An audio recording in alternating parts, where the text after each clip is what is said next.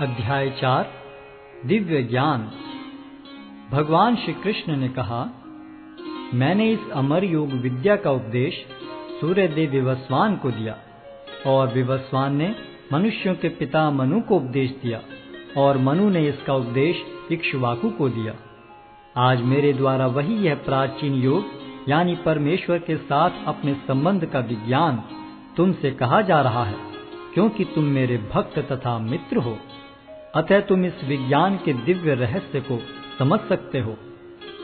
इस प्रकार यह परम विज्ञान गुरु परंपरा द्वारा प्राप्त किया गया और राज ऋषियों ने इसी विधि से इसे समझा, किंतु कालक्रम में यह परंपरा छिन्न हो गई।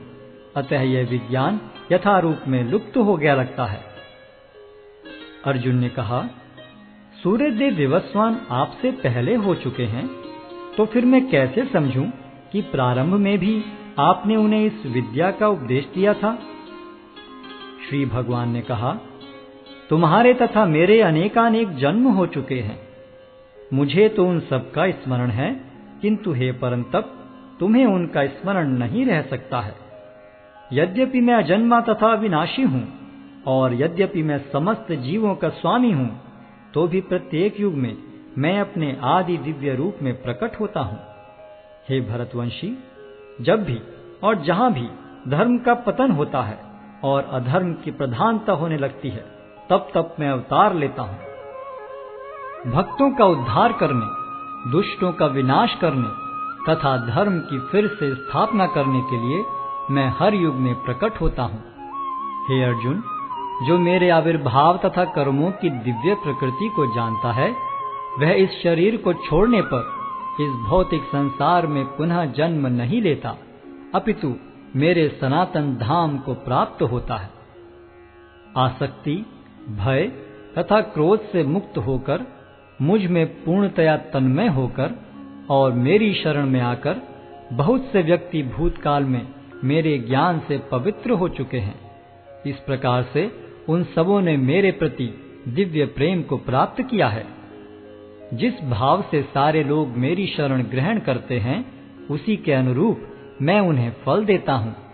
हे पार्थ, प्रत्येक व्यक्ति सभी प्रकार से मेरे पथ का अनुगमन करता है।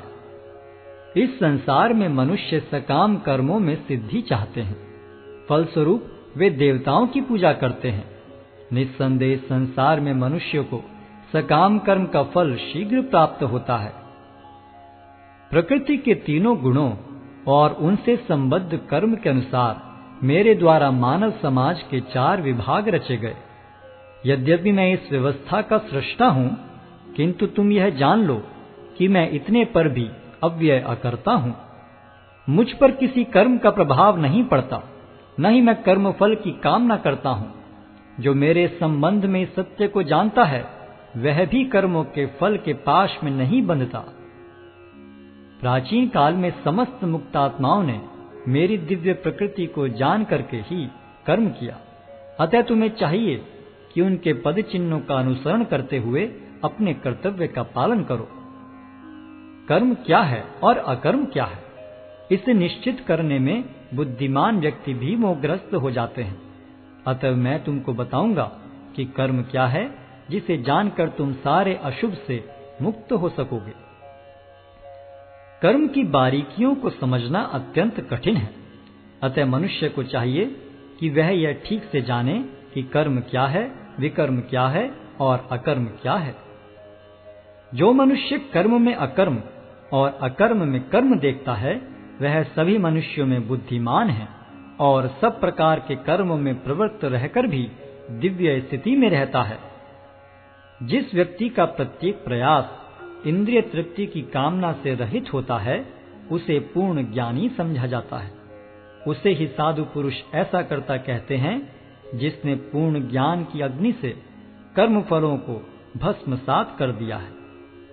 अपने कर्म फलों की सारी आसक्ति को त्याग कर सदैव संतुष्ट तथा स्वतंत्र रहकर वह सभी प्रकार के कार्यों में व्यस्त रहकर भी कोई सकाम कर्म नहीं करता। ऐसा ज्ञानी पुरुष पूर्ण रूप से संयमित मन तथा बुद्धि से कार्य करता है, अपनी संपत्ति के सारे स्वामित्व को त्याग देता है और केवल शरीर निर्वाह के लिए कर्म करता है। इस तरह कार्य करता हुआ वह पाप रूपी फलों से प्रभावित नहीं होता है। जो स्वतः होने वाले लाभ से संतुष्ट रहता है, जो द्वंद्व से मुक्त है और ईर्ष्या नहीं करता, जो सफलता तथा असफलता दोनों में स्थिर रहता है, वह कर्म करता हुआ भी कभी बंधता नहीं।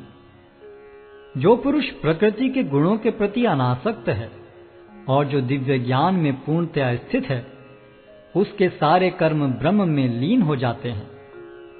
जो व्यक्ति कृष्ण भावनामृत में पूर्णतया लीन रहता है, उसे अपने आध्यात्मिक कर्मों के योगदान के कारण अवश्य ही भगवत धाम की प्राप्ति होती है, क्योंकि उसमें हवन आध्यात्मिक होता है और हवि भी आध्यात्मिक होती है।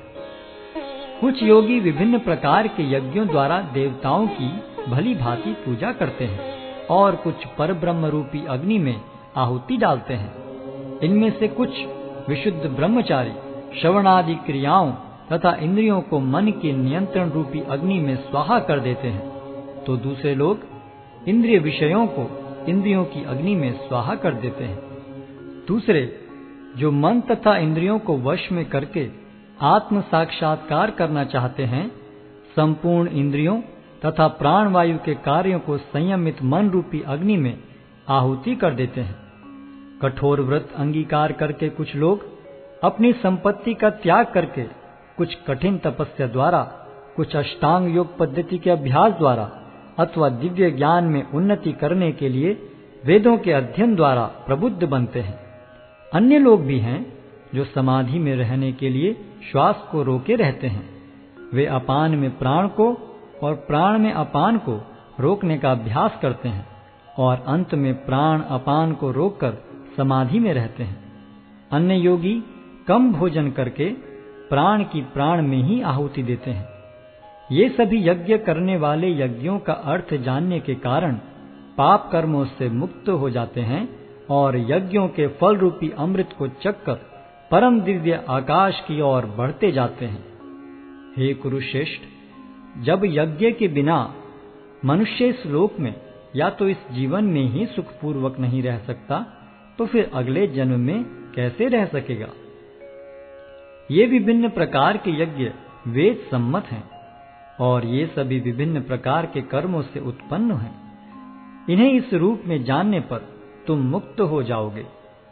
हे परंतप, द्रव्य यज्ञ से ज्ञान यज्ञ श्रेष्ठ है। हे पार्थ, अंततो गत्वा सारे कर्म यज्ञों का अवसान दिव्य ज्ञान में होता है।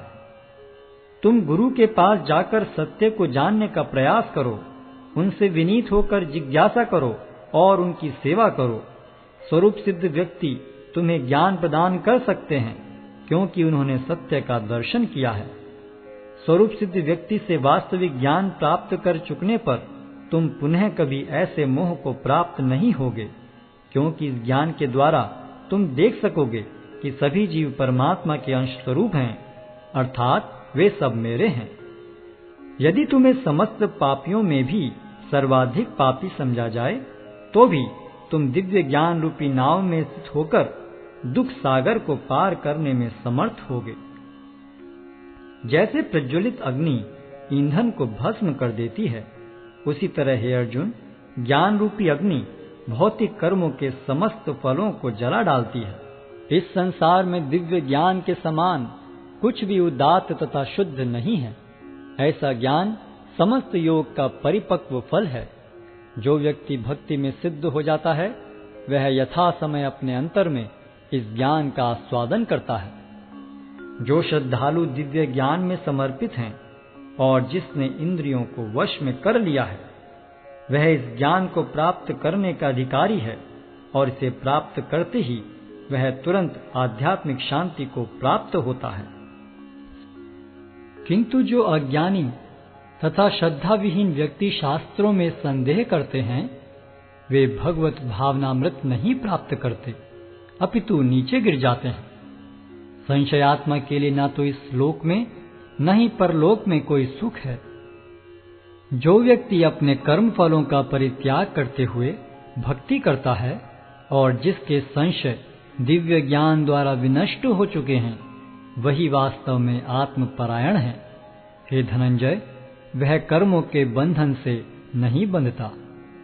अतएव तुम्हारे हृदय में अज्ञान के कारण जो संशय उठे हैं, उन्हें ज्ञान रूपी शस्त्र से काट डालो। हे भारत, तुम योग से समन्वित होकर खड़े हो और युद्ध करो।